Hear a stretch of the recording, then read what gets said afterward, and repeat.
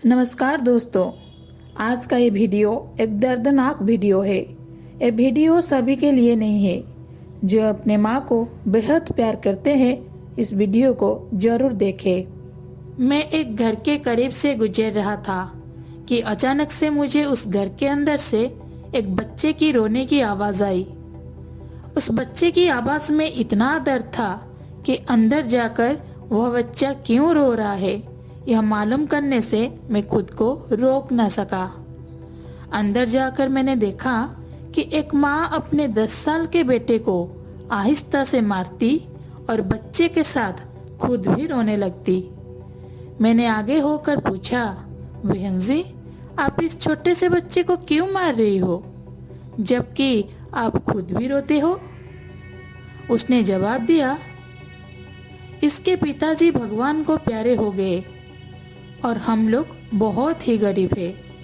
उनके जाने के बाद मैं लोगों के घर में काम करके घर और इसकी पढ़ाई का खर्च बामुश्किल उठाती हूँ और यह कमबख्त स्कूल रोजाना देर से जाता है और रोजाना घर देर से आता है।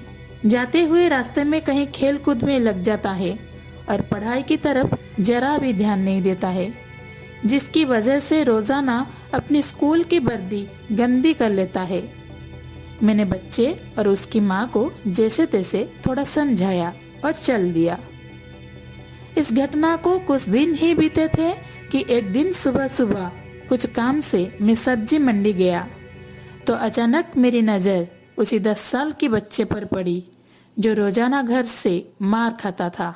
मैं क्या देखता हूँ कि वह बच्चा मंडी में घूम रहा है और जो दुकानदार अपनी दुकानों के लिए सब्जी खरीद कर अपनी बोरियों में डालते तो उनसे कोई सब्जी जमीन पर गिर जाती थी, वह बच्चा उसे फौरन उठाकर अपनी झोली में डाल लेता। मैं यह नजारा देखकर परेशानी में सोच रहा था कि ये चक्कर क्या है। मैं उसी बच्चे का चोरी चोरी पीछा करने लगा। जब उसकी झोली सब्जी से भर गई तो वह सड़क के किनारे बैठकर उसे ऊंची ऊंची आवाजें लगाकर वह सब्जी बेचने लगा। मुंह पर मिट्टी, गंदी वर्दी और आंखों में नमी। ऐसा महसूस हो रहा था कि ऐसा दुकानदार जिंदगी में पहली बार देख रहा हूँ। अचानक एक आदमी अपनी दुकान से उठा, जिसकी दुकान के सामने उस बच्चे ने अपनी नन्ही सी दुकान लगाई थी।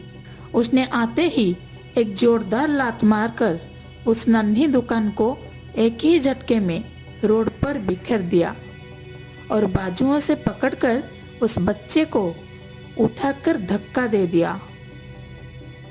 वह बच्चा आंखों में आंसू लिए चुपचाप दोबारा अपनी सब्जी को इकट्ठा करने लगा और थोड़ी देर बाद अपनी सब्जी एक दूसरे दुकान के सामने डटते डटते लगा ली। भला हो उस शख्स का जिसकी दुकान के सामने इस बार उसने अपनी नन्ही दुकान लगाई। उस शख्स ने बच्चे को कुछ नहीं कहा।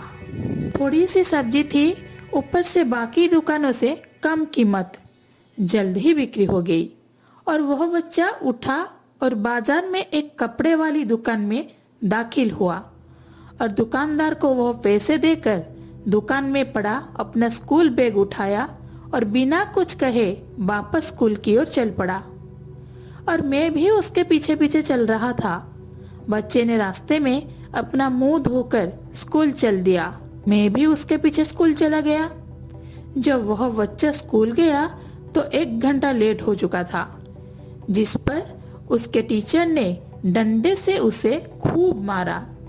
मैंने जल्दी से जाकर टीचर को मना किया कि मासूम बच्चा है, इसे मत मारो। टीचर कहने लगे कि यह रोजाना 1-1.5 घंटे लेट से ही आता है और मैं रोजाना इसे सजा देता हूँ कि डर से स्कूल वक्त पर आए और कई बार मैं इसके घर पर भी खबर दे चुका हूँ। खैर, बच्चा मार खाने के बाद क्लास में बैठकर पढ़ने लगा। मैंने उसके टीचर का मोबाइल नंबर लिया और घर की तरफ चल दिया। घर पहुंचकर एहसास हुआ कि जिस काम के लिए सब्जी मंडी गया था वो तो मैं भूल ही गया। मासूम बच्चे ने घर आकर माँ से एक बार फिर मार खाई। सारी रात मेरा सर चक्कर खाता रहा। सुबह उठकर फौरन बच्चे की टीचर को कॉल की कि मंडी के टाइम हर हालत में मंडी पहुंचे, और वो मान गए। सूरज निकला और बच्चे का स्कूल जाने का वक्त हुआ और बच्चा घर से सीधा मंडी अपनी नन्ही दुकान का इंतजाम करने निकला। मैंने उसके घर जाकर उसकी माँ को कहा कि बहन जी, आप मेरे साथ चलो, मैं आपको बताता हूँ आपका बेटा स्कूल क्यों देर से जाता है। वह फौरन मेरे साथ मुंह में यह कहते हुए चल पड़ी कि आज इस लड़के की मेरे हाथों खैर नहीं, छोड़ूंगी नहीं उसे आज। मंडी में लड़के का टीचर भी आ चुका था। हम तीनों ने मंडी के 3 जगहों पर पोजीशन संभाल ली और उस लड़के को छुपकर देखने लगे।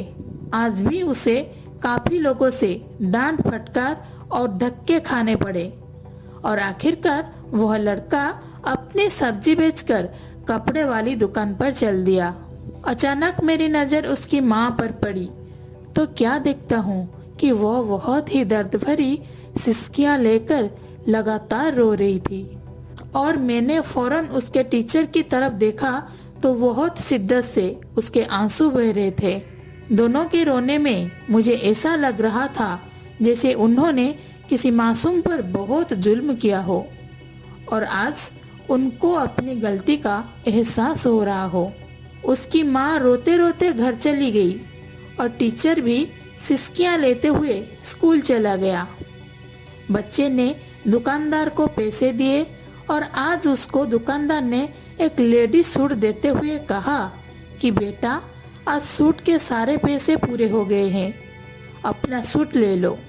बच्चे ने उस सूट को पकड़कर स्कूल बैग में रखा और स्कूल चला गया। आज भी वह 1 घंटा देर से था। वह सीधा टीचर के पास गया और बैग डेस्क पर रखकर मार खाने के लिए अपनी पोजीशन संभाल ली और हाथ आगे बढ़ा दिए कि टीचर डंडे से उसे मार ले। टीचर कुर्सी से उठा और फौरन बच्चे को गले लगाकर इस कदर जोर से रोया कि मैं भी देखकर अपने आंसुओं पर काबू न रख सका। मैंने अपने आप को संभाला और आगे बढ़कर टीचर को चुप कराया और बच्चे से पूछा कि यह जो बैग में सूट है वह किसके लिए है।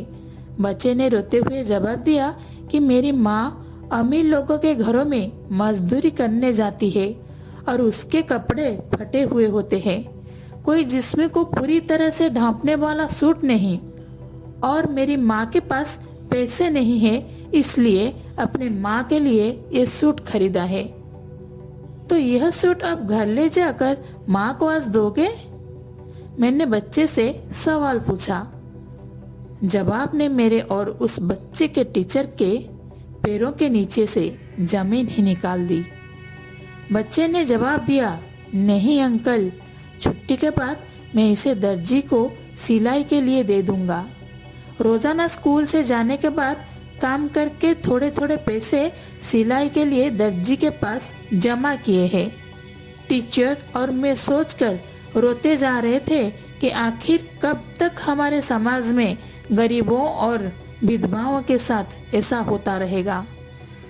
उनके बच्चे त्योहारों की खुशियों में शामिल होने के लिए जलते रहेंगे, आखिर कब तक? क्या ऊपर वाले की खुशियों में इन जैसे गरीब विधवाओं का कोई हक नहीं? क्या हम अपनी इस खुशियों के मौके पर अपनी ख्वाहिशों में से थोड़े पैसे निकालकर अपने समाज में मौजूद गरीब और बेसहारों की मदद नहीं कर सकते?